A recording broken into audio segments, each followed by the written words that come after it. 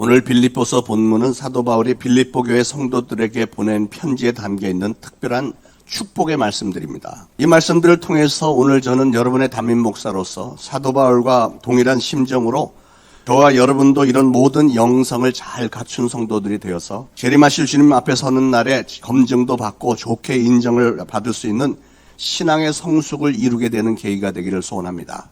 어린아이들은 성장하면서 육신적으로 또 정신적으로 성숙을 하게 돼 있듯이 교회와 성도들도 신앙의 연륜을 따라서 성장을 하고 성숙해져야만 합니다. 여러분의 신앙 수준과 축복의 성장이 당연히 저의 관심사이고, 또한 우리 교회도 역사의 나이테가 이제 하나씩 늘어감에 따라서 우리 사역의 규모와 지경도 성장을 해야 되겠기에 저는 오늘 영적 성장의 단계와 또한 우리 주님이 재림하시는 날에 우리에게 적용시키실 잣대에 대해서 우리 주님은 무엇으로 우리를 평가하실까 하는 것에 대해서 말씀을 전하려고 합니다. 오늘 사도 바울은 빌립보 교인들에게 권면했습니다. 너희 사랑을 지식과 모든 총명으로 점점 더 풍성하게 하사 너희로 지극히 선한 것을 분별하며 또 진실하여 허물 없이 그리스도의 날까지 이루고 예수 그리스도로 말미암아 의의 열매가 가득하여 하나님의 영광과 찬송이 되기를 원하노라.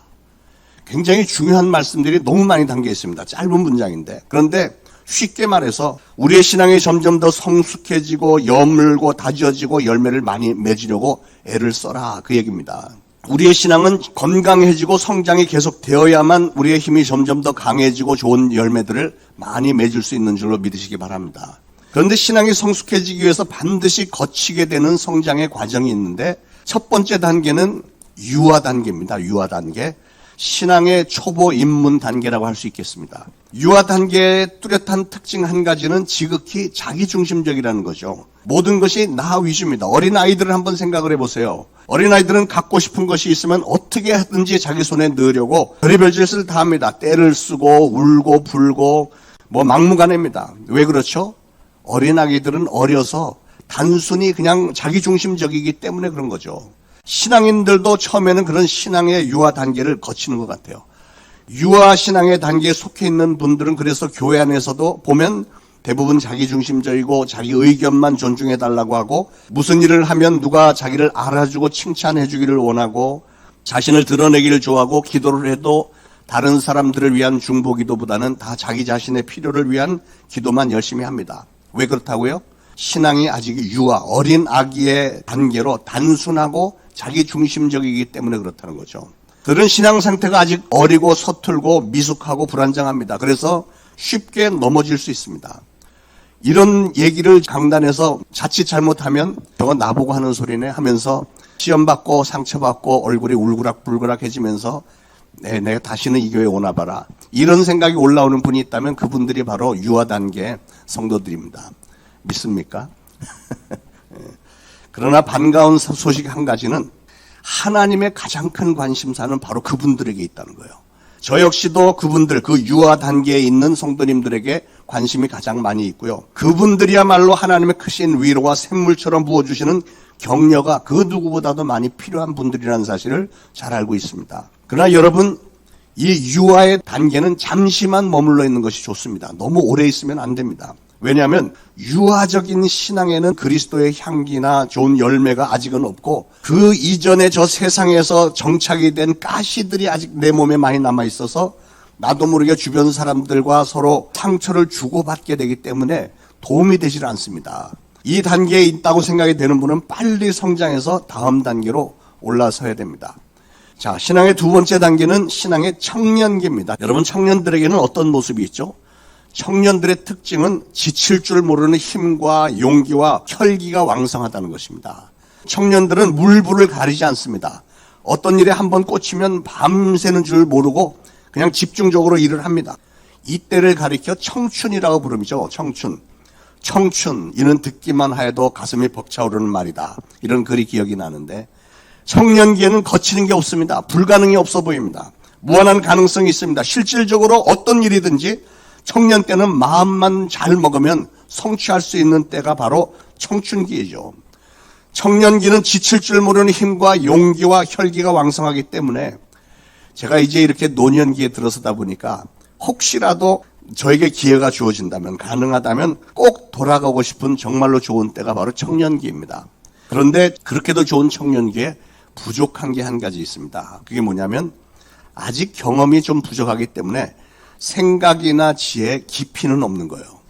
그래서 자주 실수합니다. 넘어지기도 합니다. 청년기에는 넘어져도 물론 쉽게 일어나지만 그러나 때로는 너무 기고만장하다가 크게 넘어져서 다시는 일어나지 못할 치명상을 받기도 합니다. 이게 청년기의 아쉬운 단점이죠. 이것은 신앙의 청년기도 마찬가지입니다. 신앙의 청년기에는 물불을 가리지 않는 용기와 열정이 있습니다. 그래서 시간과 재능과 재물, 온몸을 다 바쳐서 봉사하고 헌신합니다. 그런데 여러분, 신앙의 나이는 육신의 나이와 크게 상관이 없는 것 같아요. 칠순 노인이라 할지라도 은혜 받고 성령 받고 복음의 사명감을 받으면 힘과 열정이 넘쳐나게 돼 있고, 그러면 그게 바로 신앙의 청년기인 겁니다. 그 누구라도 이렇게 신앙의 유아 단계를 넘어서 성령 충만하게 되고 사명을 불태우는 기간이 바로 이 신앙의 청년기입니다.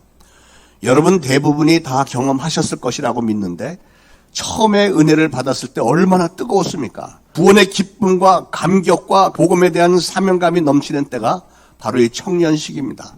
불타오르는 사명감이 있었고 그 사명감을 받쳐줄 수 있는 힘도 있었고 건강도 있었죠. 그래서 열심히 봉사합니다. 지칠 줄 모릅니다. 하나님의 사역을 위해서 큰 일을 이룰 수 있는 때가 바로 이 청년기입니다. 그래서 너무나 좋기는 한데 오로지 앞으로만 가려고 하다가 보니까 마음은 급한데 절제 지혜가 조금 부족해서 실수가 종종 나오고 좌충우돌하고 수시로 넘어집니다. 이게 신앙의 청년기의 모습입니다. 여러분 중에 아직 이 신앙의 청년기를 경험하지 못한 분이 계시다면 속히 경험하게 되시기를 축원합니다. 청년기로 이르는 신앙의 체험이라고 하는 것은 평생 잊혀지지 않고 가슴에 뜨겁게 남아있는 겁니다. 그런데 여러분, 너무 오랫동안 이 청년기에 머물러 있는 것도 바람직하지 않습니다. 다음 단계로 빨리 발전이 되어 나가야만 우리의 신앙이 여물고 진정 아름다운 열매들을 많이 맺을 수 있게 되는 거죠. 자, 그래서 세 번째 단계는 성년의 단계입니다. 성년. 저는 여러분들 모두가 다 이 성년 단계의 신앙으로 성숙해지기를 바랍니다. 신앙의 아름다움과 이 좋은 신앙의 열매들은 이 성년 단계에서 두드러지게 많이 맺혀지게 됩니다. 여러분 오늘 말씀을 들으면서 스스로를 좀 평가를 해보시길 바랍니다. 나는 지금 이 성년 단계에 들어와 있는가? 만약에 그게 아니라면 나도 이 성년 단계에 좀 들어가야 되겠다 이렇게 생각을 하시면서 말씀을 들으면 은혜가 좀 더 크길 줄로 믿습니다. 곡식은 익으면 저절로 고개를 숙입니다. 왜 그렇죠? 곡식이 익으면 곡식 안에 내용물이 충실하면 무게가 나가기 때문에 고개를 숙이게 돼 있죠. 이거는 설교를 들으면서 고개를 깜빡깜빡 이렇게 숙이는 거하고는 좀 질이 다른 겁니다. 설교 중에 고개를 숙이는 분들은 머리에 딴 게 들어서 무거운 거고, 신앙의 내용물이 충실하기 때문에 고개를 숙이는 단계가 바로 이 성년의 단계입니다. 이런 분들은 성품이 참 원만하고 온유하고 겸손합니다. 남들과 더불어 조화를 잘 이룰 줄도 알고 어떠한 환경에서도 아무리 나쁜 환경에서도 스스로 신앙을 잘 유지를 해나갑니다. 코로나 상황 가운데 모이기가 힘든 중에도 성년의 단계에 있는 분들은 어떻게 해서든지 말씀을 읽고 묵상하고 찬양하고 여러모로 노력을 해서 자기의 신앙을 잘 유지를 합니다. 남을 돕는 일에도 앞장서고 협동과 봉사의 정신을 발휘합니다. 좋은 예로는 다메섹의 만남 캠프 때 자기의 시간과 재능과 재물을 바쳐가면서 사람들을 섬기는 일에 최선을 다하는 분들이 바로 그런 분들이 아니겠습니까? 교회 안에는 당연히 이 성년 단계의 신앙인들이 많이 필요하겠죠. 그런 단계의 신앙인들을 많이 확보하고 있는 교회가 성숙한 교회이고 소망이 있는 교회인 줄로 믿습니다. 이런 교회는 웬만해서는 삐걱거리지 않습니다. 잠시 삐걱거리는 일들이 벌어졌다가도 바로 그분들에 의해서 금방 잠잠해집니다. 은혜가 넘치고 성도들 간의 교제가 참으로 화기애애합니다. 이런 단계에 이른 신앙인들은 내가 할 일이 뭘까? 내가 하나님을 위해서, 예수님을 위해서, 교회를 위해서 뭘 할 수 있을까? 스스로 잘 알아서 일을 찾아가면서 잘 합니다. 누가 시켜서 하는 게 아니라 본인 스스로가 사명감이 있기 때문에 또 우리 주님이 주신 이 지상명령, 비전에 대한 열정이 있기 때문에 스스로 알아서 신앙도 유지하고 잘 섬기는 겁니다. 특히 주일날은 온종일 자기가 맡은 부서의 일을 교회에서 열심히 헌신 봉사합니다. 사실 일주일 내내 세상에 나가서 가정 돌보고 직장일하고 딱 주일날 하루 쉬는 날인데도 피곤하지만 온 정성을 다해서 애쓰는 분들이 바로 성년의 신앙기에 있는 분들이죠. 어떤 분들은 그것도 모자라서 틈만 나면 길거리에 달려나가서 노방전도도 하고 토요일마다 교회에 나와서 내가 뭘 좀 도울 일이 없을까 교회 청소도 하고 방역도 하고 주일 예배를 돕는 분들도 계시죠. 여러분, 신앙이 성숙해지면 자동적으로 누가 시키지 않아도 이런 모습이 나오게 됩니다. 자기도 모르게 헌신자들이 된 겁니다. 어떻게 하면 그렇게 된다고요? 신앙이 성숙해지면 그렇게 되는 겁니다. 유아 단계 때는 생각도 해보지 못한 일입니다. 청년기 때에도 사명감을 받은 적이 있었고 여러 차례 생각은 해본 적이 있었고 잠시 뛰어들어서 봉사에 헌신한 적이 있었긴 했지만 꾸준하지는 못했습니다. 그러나 성년 단계의 신앙인은 온전하게 헌신할 줄 아는 거예요. 때때로 손해를 보면서도 기뻐하며 감격합니다. 보람을 느낍니다. 삶의 보람과 행복의 출처가 이제는 완전히 달라졌습니다. 남들이 뭐라고 해도 상관하지 않습니다. 어떻게 이게 가능할까요? 그것은 밭에 감추어진 보화, 즉 하늘나라의 비밀을 이미 발견을 했고 그것을 자신의 것으로 만들었기 때문에 그런 것입니다. 그만큼 성장했고 그만큼 여물었기 때문이죠. 저는 우리 초대신앙교회 안에 이런 신앙인들이 정말로 많아지기를 간절히 소원합니다. 그런데 여러분, 우리는 청년기에 만족하거나 머물러서는 안 됩니다. 왜냐하면 한 단계가 더 있어요. 그것은 바로 이타적인 단계. 나 자신보다도 다른 사람의 이익을 추구하는 단계. 쉽게 말하면 우리 예수님의 모습을 닮은 그런 신앙의 단계입니다. 신앙의 가장 성숙한 단계는 바로 이 단계일 것입니다. 자신의 영역과 한계를 초월해서 좀 더 넓게 눈을 뜨고 더 멀리 내다보는 그런 사람, 모든 사람들을 다 포용을 합니다. 신앙이 이 단계로 성장하게 되면 나타나는 아주 뚜렷한 모습이 있는데 그건 뭐냐면 남을 위해서 희생하고자 하는 마음, 남을 위해서 수고하고 애쓰고 희생하고자 하는 마음으로 충만하게 되는 겁니다. 나 자신을 위해서라면 어림도 없는 일인데 우리 주님을 사랑하기 때문에 주님을 위해서 또 주님이 사랑하는 다른 사람들을 위해서 기쁨으로 희생하고자 하는 그런 마음이죠. 내 재물도 자존심도 체면도 목숨까지라도 우리 예수님을 위해서라면 뭐든지 다 바칠 수 있는 단계가 바로 이 이타적인 신앙의 단계입니다. 바로 이런 신앙에서 순교자들이 나올 수 있는 겁니다. 저는 은혜를 받고 난 이후에 신앙이 조금씩 자라면서 분명하게 깨닫는 것은 저의 마음속에서 사심과 탐욕 이런 것들이 점점 줄어들고 있다는 사실이에요. 그리고 성품이 상당히 온순해지고 부드러워진다는 사실입니다. 믿습니까? 네. 이전에는 조금만 기분이 나빠도 막 얼굴이 뻘거지고 화가 나고 막 불평불만이 많았었는데 이제는 그런 일들이 까마득한 옛날 일 같고요. 지금은 그 증세가 거의 다 없어진 것 같아요. 아멘입니까? 신앙이 깊어지면서 신앙의 인격도 같이 다듬어지는 게 그게 정상입니다. 그리고 얼굴 표정까지도 옛날에는 제 얼굴에서 무서운 살기가 돌아서 사람들이 저에게 가까이 하기를 어려워했던 적이 있었습니다. 그때 사진 한번 보고 가실게요. 23살 때 군대 제대하고 나서 저 가운데 있는 저 멋있는 사람이 전데 눈빛이 무시무시하죠. 그 다음 사진도 보여주시죠. 와, 거의 살인자, 살기가 등등. 왜 그랬을까 보니까 군대 생활 3년 하고 직장 생활을 제가 조금 했었어요. 미국 가기 전에. 그때 아마 좀 저렇게 좋지 않은 영이 들어왔었던 것 같아요. 살기 등등했었습니다. 그 사진들에 비하면 지금 이 얼굴은 천사표 아닌가요? 네. 이제 사람들을 만나면 목사님은 정말 목사님처럼 생겼습니다. 이런 얘기를 종종 듣습니다. 그런 얘기를 들을 때마다 참 감사하고 뿌듯함이 있어요. 그러니까 누구든지 아직도 마음속에 탐욕과 사욕과 미움과 분노가 많다면 그 사람은 그 사람의 신앙과 그 사람의 인격은 아직도 미성숙하다는 증거가 되겠죠. 사랑하는 여러분, 우리가 이타적인 신앙의 단계로 들어가게 되면 우리는 세상을 향해서 마음을 활짝 열게 됩니다. 이타적인 신앙인은 이웃들을 향해서 마음을 열게 돼 있고 그럴 때 행복과 보람도 느끼는 겁니다. 진정한 행복은 나만의 행복이 아닙니다. 남들은 힘들다고 울고 있는데 나만 좋다, 나만 기쁘다면 그것은 이타적인 신앙이라고 할 수 없겠죠. 일본의 유명한 작가 미우라 아야코라는 사람이 결혼했을 때 그들은 몹시 가난했습니다. 남편 월급만 갖고는 도저히 먹고 살 수가 없었대요. 그래서 조그만 구멍가게를 하나 시작했습니다. 그리고 그리스도인답게 손님들에게 사랑과 친절과 봉사로 가게를 운영을 했더니 가게가 점점 잘 되더니 하여튼 그 지역에서는 최고로 손님이 많고 매상이 좋은 가게가 됐다는 거죠. 그렇게 막 번창하던 어느 날 남편이 이런 말을 합니다. 우리 가게가 이렇게 잘 되는 건 참 좋은데 이웃 가게들은 장사가 저렇게 안 된다니 어떻게 하지? 그 얘기를 듣고 이분이 충격을 받으면서 그때부터 가게 물건을 줄이기 시작했고요. 손님들 오면 자꾸 이웃 가게로 보냈답니다. 그러자 매상이 뚝 떨어졌대요. 세상을 이렇게 바보스럽게 살아도 되는 걸까요?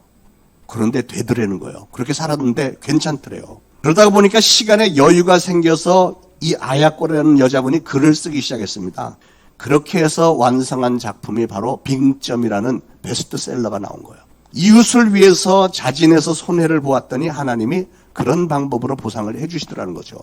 사랑하는 여러분, 우리 인간들은 참 신비한 존재여서 얼마든지 추해질 수 있습니다. 뉴스를 한번 보세요. 사람들이 얼마나 짐승같이 행하는 사람들이 얼마나 많습니까? 아니, 짐승보다 못한 인간들이 요새 굉장히 많은 것 같습니다. 그러나 반면에 인간은 천사처럼 될 수도 있다는 사실입니다. 바로 이 아야코라는 사람처럼 이렇게 이타적인 신앙을 가진 사람이 그렇지 않겠어요? 바로 그런 사람들이 세상을 아름답게 변화시키는 겁니다. 어떤 분은 세상을 떠날 때 평생 모은 재산을 교회나 신학교나 무슨 사회에 환원을 하고 갑니다.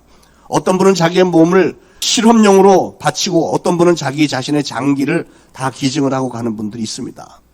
가는 마당에 그게 어떻게 보면 당연한 것 같은데 쉬운 일 같지만 그런 사람들이 사실은 많지 않다고 해요. 바울은 빌립보 교인들이 모두가 다 이렇게 이타적인 신앙인들이 되기를 원했습니다. 그랬기에 오늘 이 권면의 말씀을 준 거죠. 신앙인으로서 가장 바람직한 이타적인 신앙인의 모습을 제시하면서 빌립보 교회 성도들은 모두가 다 그렇게 되기를 간구한다 하는 편지였습니다. 저는 여러분도 오늘 말씀을 여러분 한 분 한 분에게 주시는 예수님의 메시지로 들으시고 순종하여 행하는 성도님들, 그래서 이타적인 성도님들이 되시기를 예수 그리스도 이름으로 축원을 드립니다. 자, 그러면 구체적으로 오늘 본문에 나타나 있는 이타적인 신앙인의 모습은 어떤 모습일까? 첫 번째 보니까 바울은 9절에서 사랑이 풍성하게 되기를 기도한다 그랬습니다. 근데 이 문장의 원문의 뜻은 사랑이 성장하기를 원한다는 거예요. 사랑도 성장이 되는 겁니다. 신앙이 자라면 반드시 사랑도 같이 자라야 된다는 거죠. 왜냐하면 우리가 믿고 따르는 하나님은 사랑이시고 우리는 그 사랑으로 구원을 받았으며 지금도 우리는 그 사랑을 누리고 있기 때문에 그렇습니다. 예수님은 우리에게 내가 너희를 사랑한 것 같이 너희도 서로 사랑하라 이렇게 말씀하셨잖아요. 그런데 만약에 우리가 사랑 베풀기를 외면하고 사랑이 없는 모습으로 살고 있다면 그건 진정한 그리스도인이 아니라는 거죠.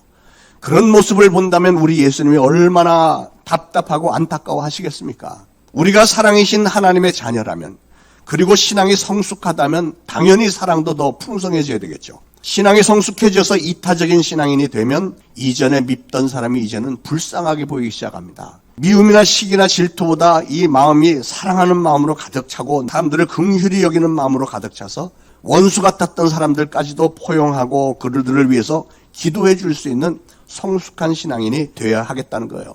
그런데 여러분, 사랑의 기도라는 것은 하나님 저 모든 사람들이 저를 사랑하게 해주세요, 이거는 아니죠.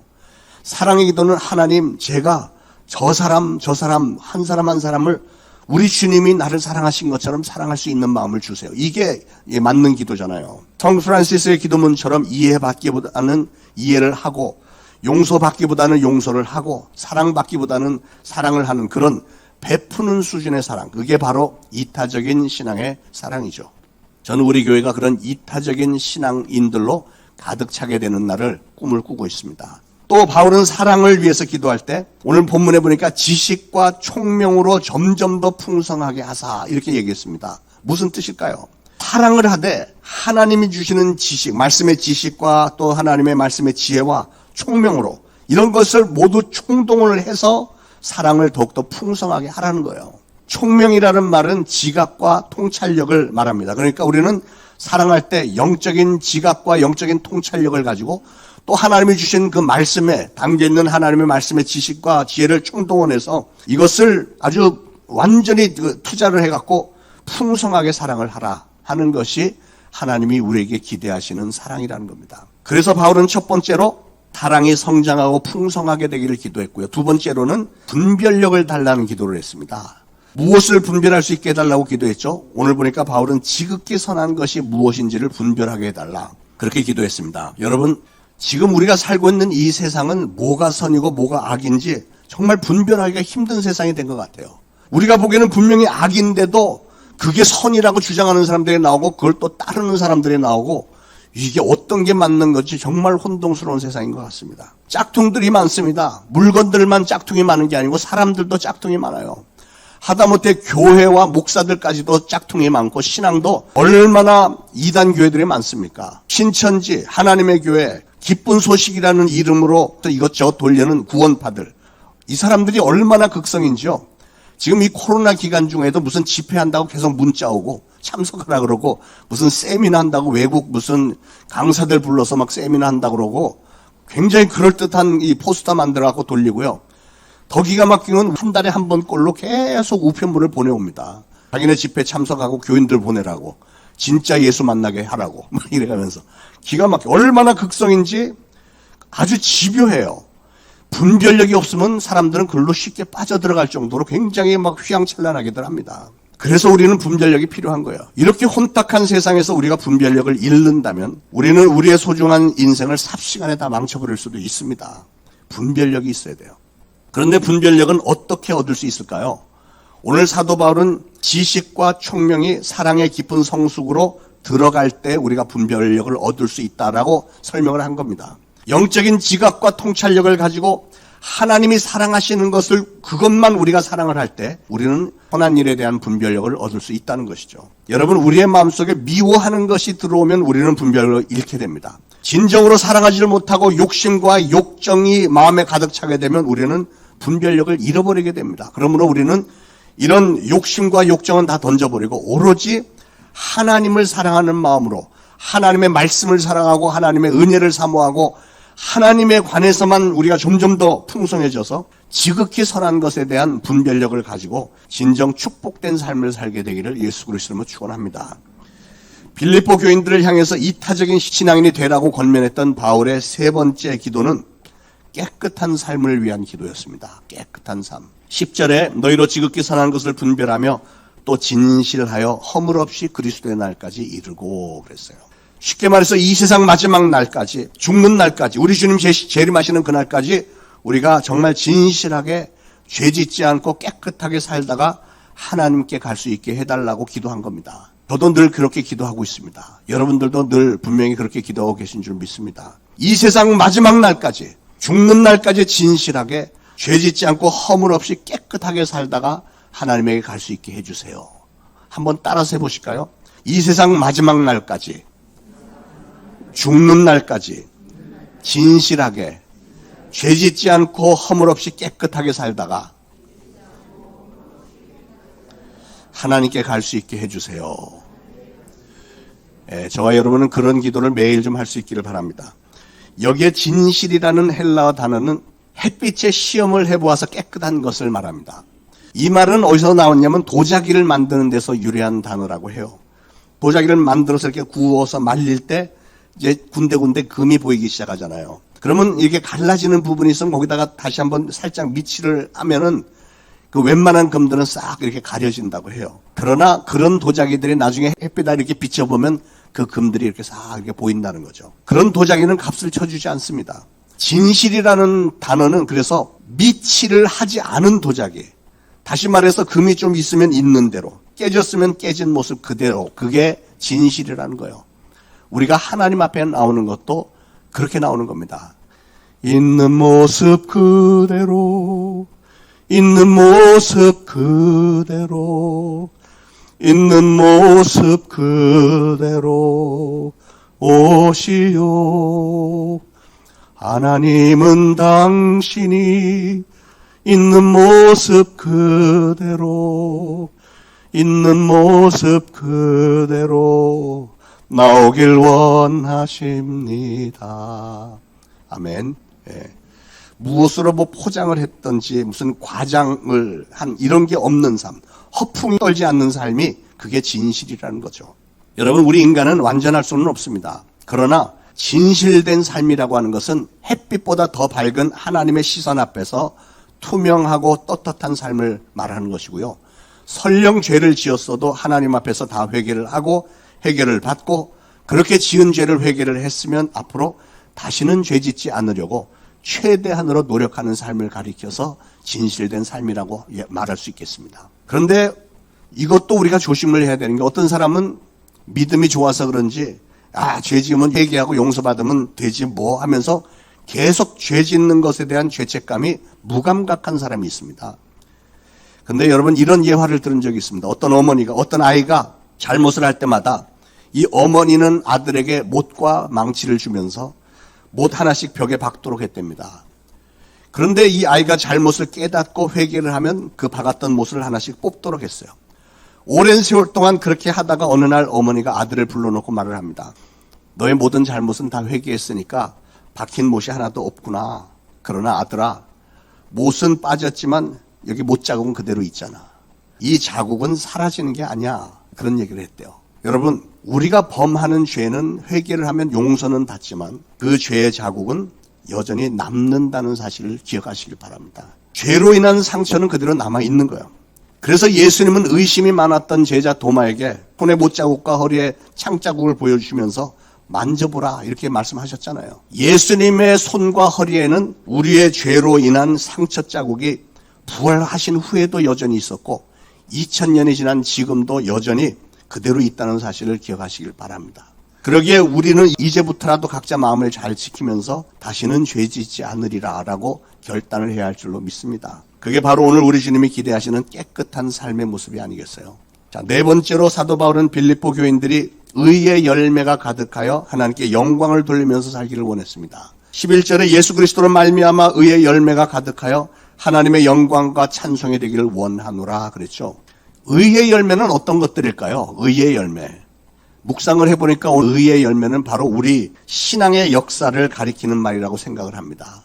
여러분, 한 분 한 분의 신앙의 역사, 말뿐만이 아니라 행동으로 위대한 신앙의 역사를 남기는 성도가 되라는 거죠.